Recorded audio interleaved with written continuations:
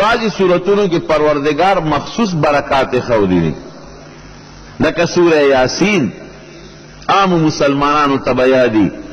نبی کریم صلی اللہ علیہ وسلم فرمائی کہ څوک د سورہ یاسین تلاوت کوي الله بدل د قرآن شریف د لسو ختم ثواب ورکی.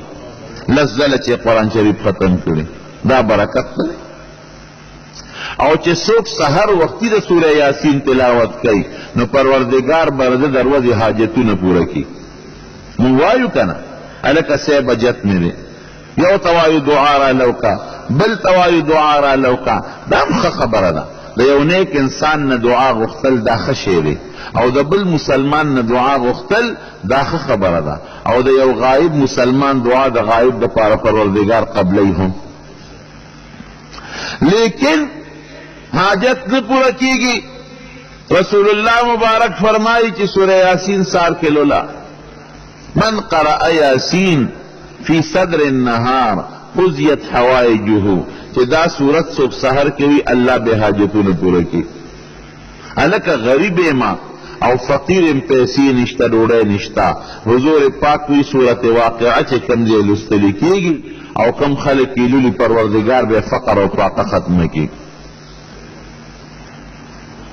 دا قبر دا عذاب نه یریږم او دا قبر دا تیرو نه یریږم.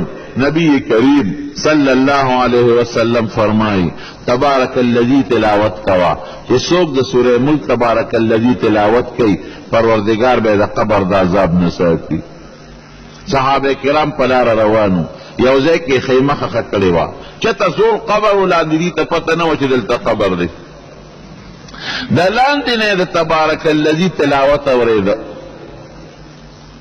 چې لاړل نبی علیہ السلام ته الوی وی صاحب مونږ په یو ځای کې خیمه خښه کړه، مونږ ته دا پته نه وه چې لاندې قبر شته که نشته. بعضې قبرونه وار شوي زمانه پرې ډېره تلي. وی لاندې م د صورت تبارک الذي تلاوت اورېد د ځمکې د لاندې. حضور پاک فرمایي هي المانعة هي المنجیه، وی دا صورت تبارک الذي دا چې چا لسته ممکن دا دی انسان پا جن کی ردی تلاوت زیاد کری. دا تبارک الذی اللہ انسان لا دا سے خیر پہ ورکی کہ دا عذاب دا قبر نے بھی بچ گئی. عذاب قبر منے کئی او دا عذاب دا قبر نے پہ اللہ انسان لا نجات ورکی. سمرلوی برکت شپک دا سی یو صورت نہ دے، دیر صورتو نہ دی. الکا ما ته قرآن یاد نرے. سورہ اخلاص قل هو اللہ احد خطولو تا یاد دکن منس کے طول لولو.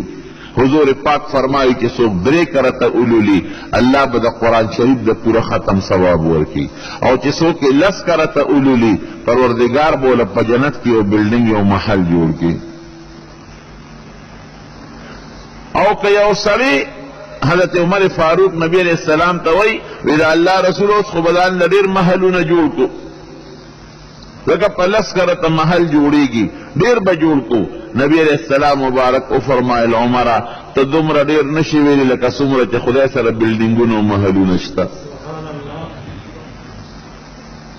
او چی یو سلی 200 کرتا اولولی سورہ اخلاص 200 کرتا لستل صدون گران خبرم ندا دیر زر لستلی کیگی.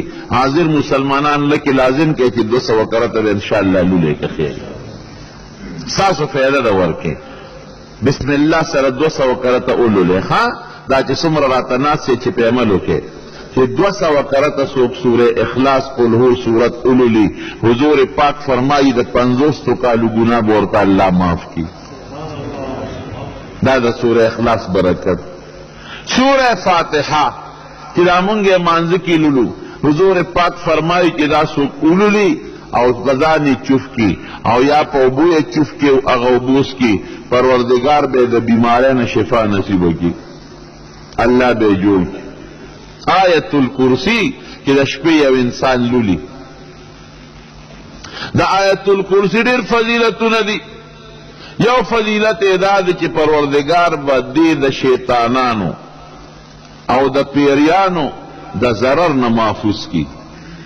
د شپې دا پیریان خورېږي او دا شیطانان بعضې بیماری ګوره د شیطان د چوکې د وجې نه پیدا کېږي.